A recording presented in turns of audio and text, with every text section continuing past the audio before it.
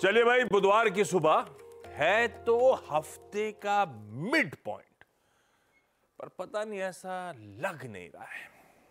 खैर, लगने लगाने की बात जो है वो बाद में करूंगा, पहले कल का बाजार आपकी स्क्रीन पर रख देता हूं। शुरुआत कमजोर थी कल के सेशन की, क्योंकि एचडीएफसी बैंक का मूड उखड़ा उखड़ा सा था उस एमएससीआई अपडेट्स के बाद। वैसे ही हुआ, शुरुआत दबाव के साथ एचडीएफसी बैंक की, पर बाकी स्टॉक्स पॉकेट जो थी लार्जली सपोर्टिव थी। नहीं, हाँ, इंट्राडे भी रखिएगा, सपोर्टिव थी। एक्स ऑफ एचडीएफसी बैंक अगर कैलकुलेट करते तो बाजार हरे निशान में था। पर दोपहर की बात है, 12 साढ़े 12 बजे ऑनवर्ड्स, वो इंट्राडे चार्ट आपको दिखाएगी, सेकेंड हाफ में मामला गड़बड़ाना शुरू हुआ। कई सारे ब्लू चिप्स ठंडे पड़ने शुरू हुए और फाइनली दिन के लोस के करीब 200 पॉइंट निफ्टी में दबाव के साथ कामकाज की सेशन की समाप्ति हुई। और फिर से वो सेशन दिखा रहा है, हम फिर से वो 24,000 के बेहद करीब उसकी फेरीफेरी में लौट आए। या तो कह लीजिए साइकोलॉजिकल सपोर्ट के लिहाज से 24,000 की अहमियत, या जिस तरह के राइटिंग की एक्टिविटी है उस लिहाज से उसकी अहमियत, लेकिन उसी के इर्द गिर्द अब भारतीय बाजार वापस आते हुए। अच्छा, इंटरेस्टिंग अब तक ये हफ्ता रहा। परसों हाईलाइट थी, दबाव से उभरे तो हिंडनबर्ग वाले मामले के बाद से रिकवर कर गया था पूरा बाजार, और कल शुरुआत पस्त होने के बाद दिन भर कमजोरी के साथ कामकाज एकदम मिरर था, ऐसा कह लीजिए परसों और कल का सेशन।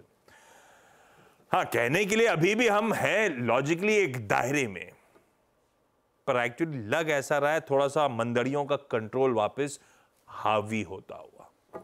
ये कल तक की तस्वीर थी, रब रखा। खैर, आज क्या इंपॉर्टेंट है? आज भाई साहब तैयारी कर लीजिए दो इंपॉर्टेंट एक्सपायरीज की।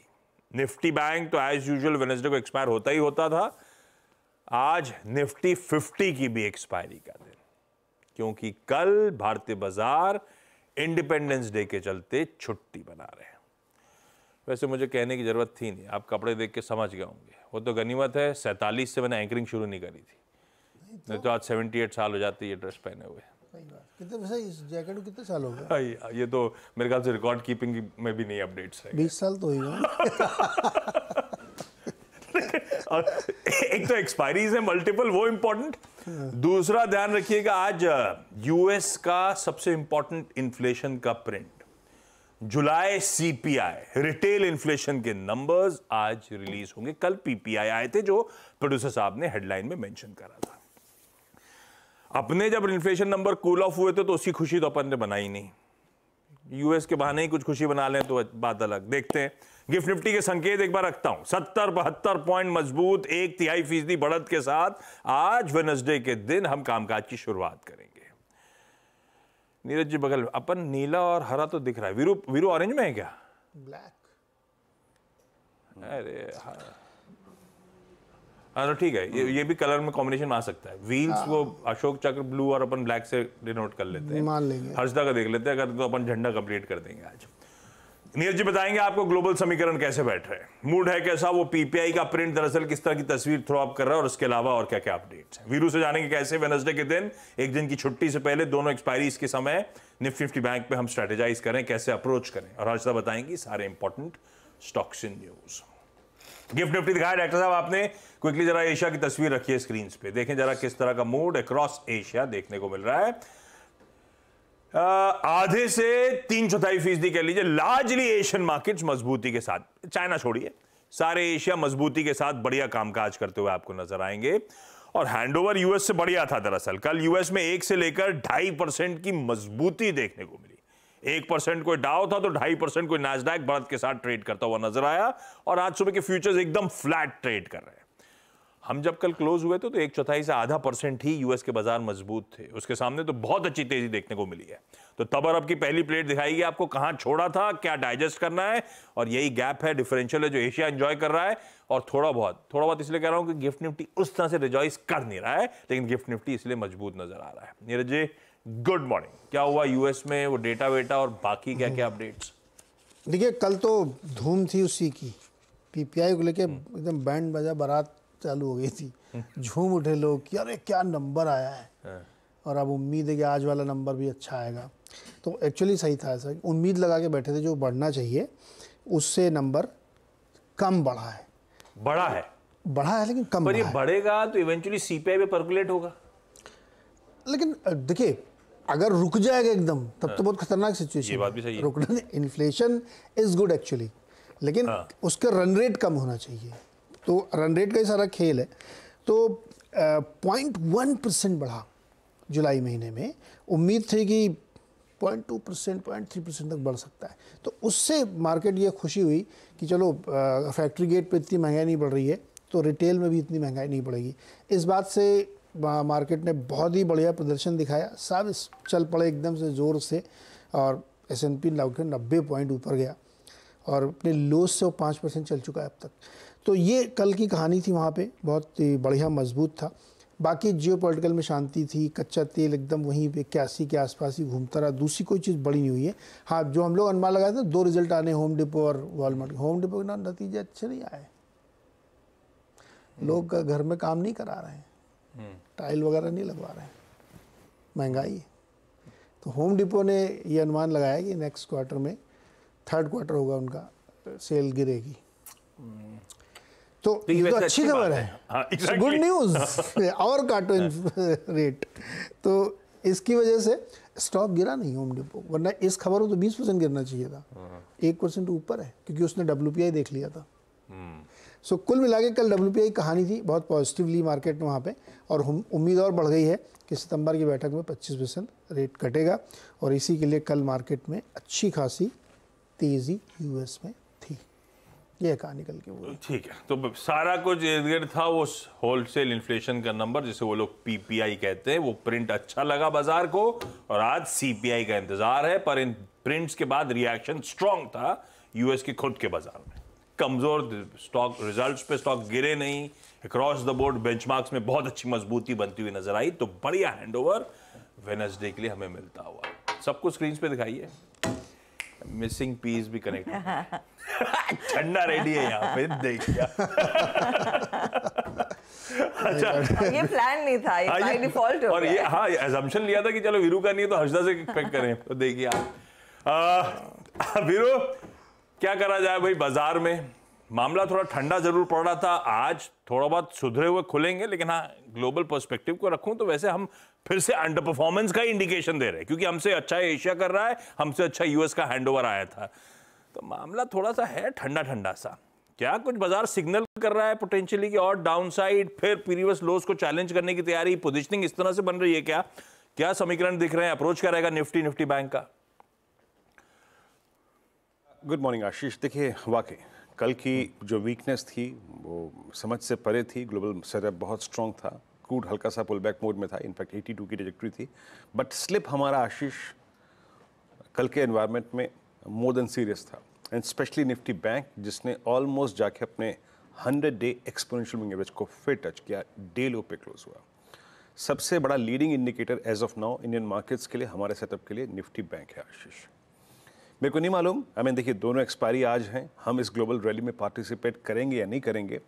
अब ये ग्लोबल रैली जो है वो हमारे डाउनसाइड को रेस्ट्रिक्ट कर सकती है, और बट हम अपसाइड में पार्टिसिपेट करेंगे नहीं करेंगे, आई एम नॉट श्योर आशीष।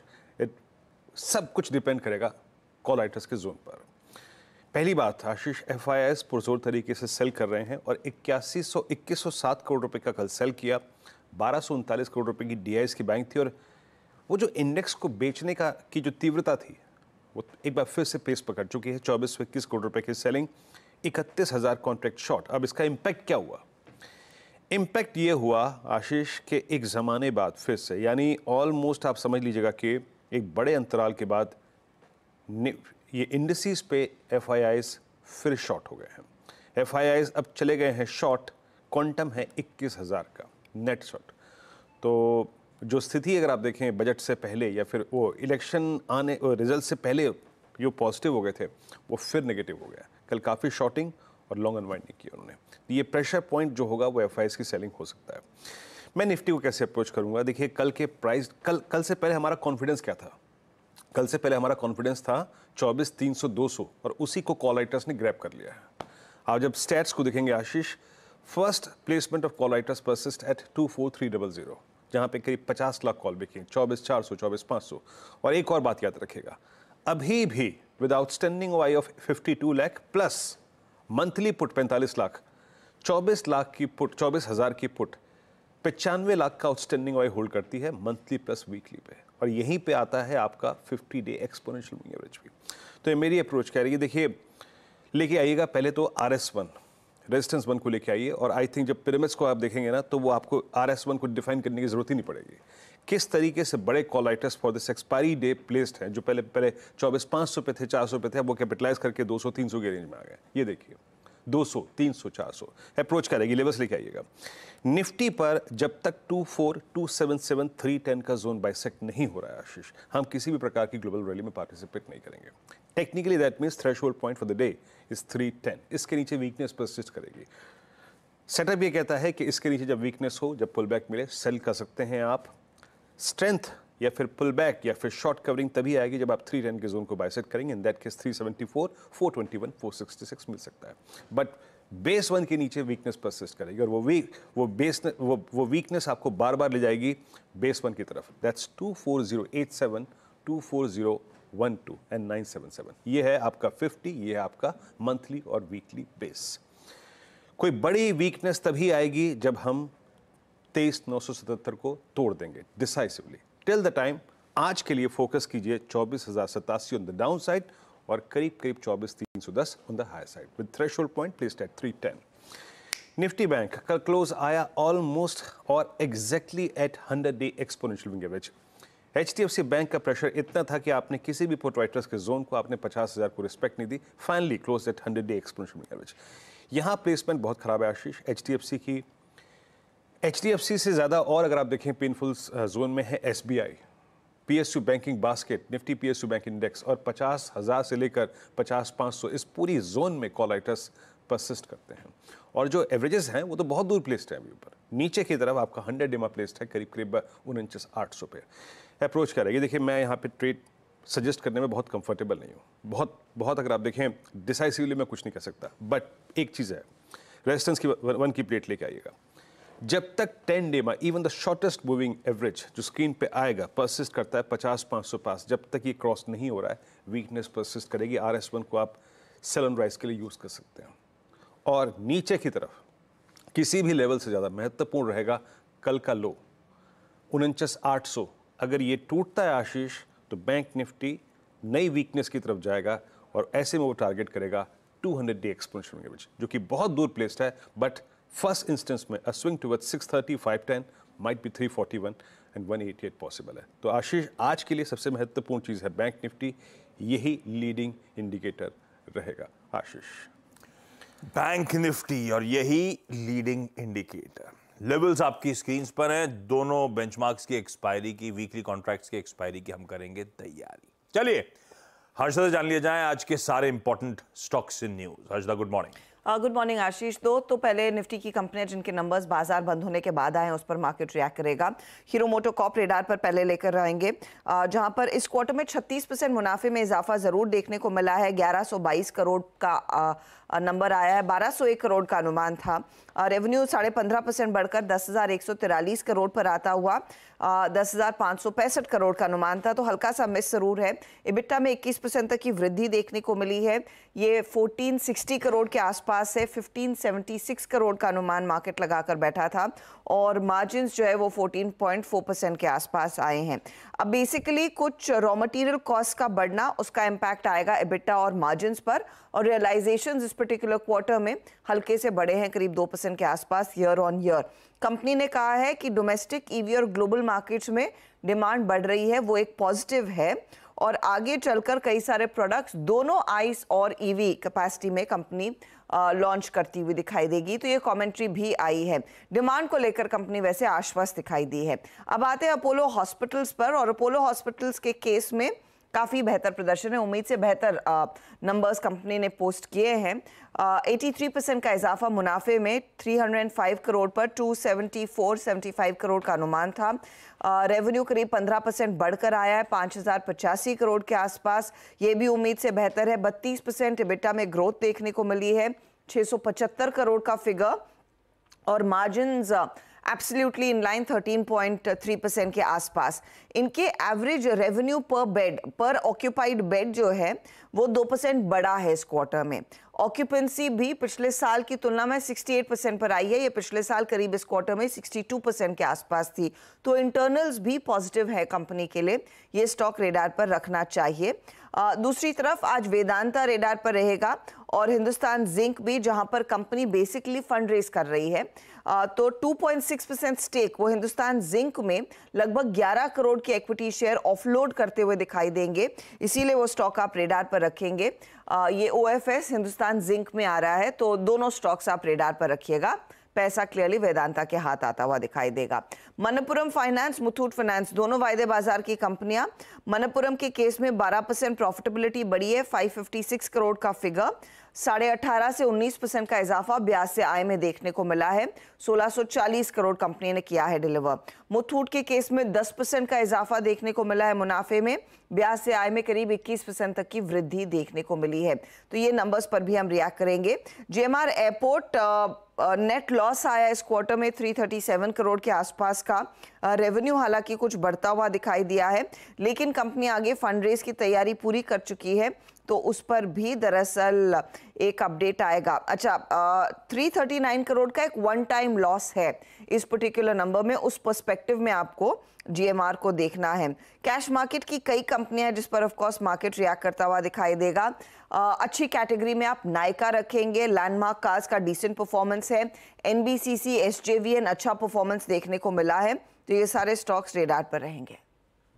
रखिए तमाम कंपनीज अपने रडार पे। डिटेल्ड लिस्ट लेकर आएंगे 8:30 बजे आज सुबह मुनाफे की तैयारी में। चलिए आज का इवेंट्स कैलेंडर। वेडनेसडे है तो निफ्टी बैंक की एक्सपायरी, प्लस क्योंकि कल मार्केट हॉलिडे है निफ्टी 50 की भी एक्सपायरी प्रीपोन होके आज ही। दोपहर 12 बजे हमारा wholesale price inflation WPI number आएगा। यूएस के जुलाई के रिटेल इन्फ्लेशन के नंबर्स आ जाएंगे। हालांकि एक्सपेक्टेड है कि जून में जो 3% आया था उसी के इर्द गिर्द ये आंकड़ा देखने को मिलेगा, लेकिन बहुत इंपॉर्टेंट फेडरल रिजर्व की उस सितंबर मीट से पहले आज का वो आंकड़ा। वो सब आवाजें नॉइज डाई डाउन कर गई ना, इमरजेंसी मीट, जल्द कुछ होगा, सब लद गया। ठीक बात। यूके का इन्फ्लेशन प्रिंट CPI, यूरोजोन का GDP, Q2 का सेकेंड एस्टिमेट आज, और अमेरिका में क्रूड ऑयल इन्वेंट्रीज का नंबर भी आना है। आज रिजल्ट सीजन खत्म हो जाएगा। अब उसके बाद जो एक्सेप्शंस होंगे वो अलग से आएंगे। टेक्निकली 1.5 महीने का टाइम होता है, 15 अगस्त को खत्म होना था, 15 अगस्त मार्केट हॉलिडे है। आज किसी निफ्टी कंपनी का नंबर नहीं है। आज वायदा बाजार की सिर्फ 2 कंपनी के नंबर्स हैं, ग्लेनमार्क फार्मास्यूटिकल्स और हिंदुस्तान एरोनॉटिक। हाँ, कैश में कई सारे इंपॉर्टेंट हैं, पर उस पर डिटेल में नहीं जा रहा। इंडस टावर रेडार पे रखिएगा, पर ये उन्हीं के लिए जो 9 अगस्त की रिकॉर्ड डेट के दिन जिनके पास ये स्टॉक था। आज से बायबैक खुलने जा रहा है, 21 अगस्त को बंद होगा। कुल मिलाकर 2.1% इक्विटी बायबैक करने जा रही है कंपनी टेंडर रूट के थ्रू 465 के भाव पे, यानी कि करीब 2640 करोड़ रुपए खर्च करेंगे। एक्स डिविडेंड्स में MGL 18 रुपए, बाकी रेलटेल 1.85 को लिस्ट स्क्रीन पर आ जाएगी। ऐसा कोई बहुत मीनिंगफुल निफ्टी वाला नहीं है, तो ज्यादा तवज्जो देने की जरूरत है नहीं। आज शाम को president of India Draupadi Murmu ji देश को संबोधित करेंगे, क्योंकि आज हमारी इंडिपेंडेंस डे ईव है, तो 7 बजे वो राष्ट्र के नाम उनका वो मैसेज आएगा।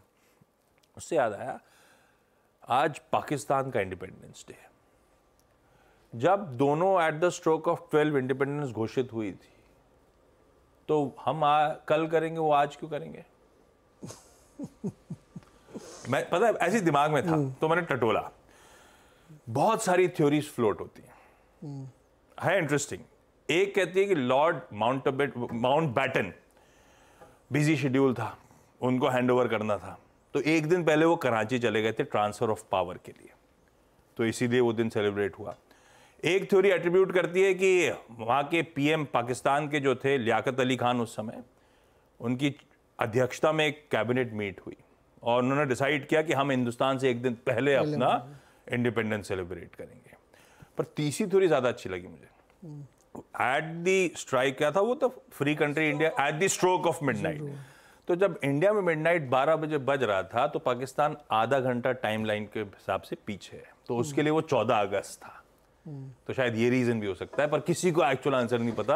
हाँ, ये सही कह रहा आप। हाँ। बीच वाली थ्योरी जो बताई ना आपने कि उन्होंने तय किया हम एक दिन पहले बनाएंगे, ज्यादा मानते हैं। तो ये पता नहीं है, ऐसे कल जहन में आया था जब साथ में इंडिपेंडेंस हुआ तो ऐसा क्यों, तो ये ऐसी मल्टीपल थ्योरीज फ्लोट करती हैं। खैर, अरे फ्राइडे सॉरी छुट्टी आने वाली है तो बता दूं, सारे फ्राइडे रिलीजेस ना कल स्टैक्ड अप है। बताओ। 15 अगस्त की पहली है खेल खेल में, हिंदी ड्रामा, अक्षय कुमार, फरदीन खान वगैरह वगैरह, लंबी लिस्ट है। कोई पोस्टर वोस्टर नहीं लाए क्या अपन लोग। दूसरी है हाँ स्त्री 2 सरकटे का आतंक, ये हिंदी हॉरर कॉमेडी, पर मेरे को ट्रेलर देख के बहुत मजा आया नहीं। अदरवाइज स्त्री की फ्रेंचाइजी पहले वाली तो बहुत ही अच्छी थी। राजकुमार राव, श्रद्धा कपूर, देखते हैं कैसी निकलती है। वेदा, जॉन अब्राहम साहब की एक मूवी। डबल स्मार्ट, हिंदी और तेलुगु ड्रामा है भाई, संजय दत्त भी हैं और राम पोथेनेनी भी हैं वगैरह, बहुत सारी लिस्ट है। इस बार रिलीज बहुत सारी है, सब फ्राइडे को, इंडिपेंडेंस डे कल के लिए शेड्यूल्ड है। और एक चीज और, महिंद्रा थार 5 डोर कल लॉन्च होने जा रही है। महिंद्रा आमतौर पे इंडिपेंडेंस डे के दिन कोई ना कोई लॉन्च रखता है, ये कल लॉन्च शेड्यूल्ड है। खैर, ब्रेक ले लेता हूं, ब्रेक के उस पर जब लौट के आऊंगा तो आज की कमोडिटी स्ट्रैटेजीज पर बातचीत।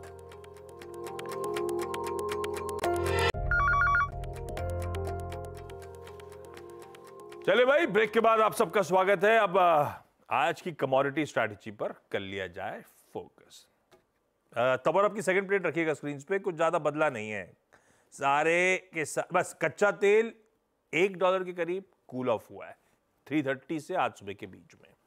केडिया कमोडिटीज के अजय केडिया साहब का मानना है कि सोने के अक्टूबर वायदा में खरीदारी 70,300 के स्टॉप के साथ, और कच्चे तेल के अगस्त वायदा, वो अक्टूबर था ये अगस्त है, कच्चे तेल का अगस्त वायदा खरीद के चलिए और उसमें 6470 के लेवल्स पर अपने एसएल प्लेस करिए। जाते जाते छोड़े जाता हूं गिफ्ट निफ्टी के डिसेंट संकेतों के साथ। और एक कल ऐसी हमारे इंटरनल ग्रुप से बातचीत चल रही थी और फिर मैंने देखा हर जगह छापा भी हुआ है। एफएम साहिबा कहाँ थी कल, कोई इवेंट में थी, तो एक बड़ा इंटरेस्टिंग सा बयान था। वो बता नहीं थी कि वो तो दिल से चाहती हैं कि हम सब पे कोई टैक्स धीरे धीरे इंसिडेंस खत्म कर दिया जाए, पर हमारी परिस्थिति ऐसी है नहीं। उस बाइट के साथ छोड़े जाता हूँ, सुनना चाहिए बड़े बड़े लोग क्या बोलते हैं। ब्रेक लेते हैं, ब्रेक के उस पर जब लौट के आऊंगा तो आज का सीधा सौदा। नमस्कार। There are times when, being the finance minister, it doesn't give me motivation when I have to answer people about why are our taxes like this? Why can't we even be lower than this? I wish I can bring it down to almost nil. But India's challenges are severe.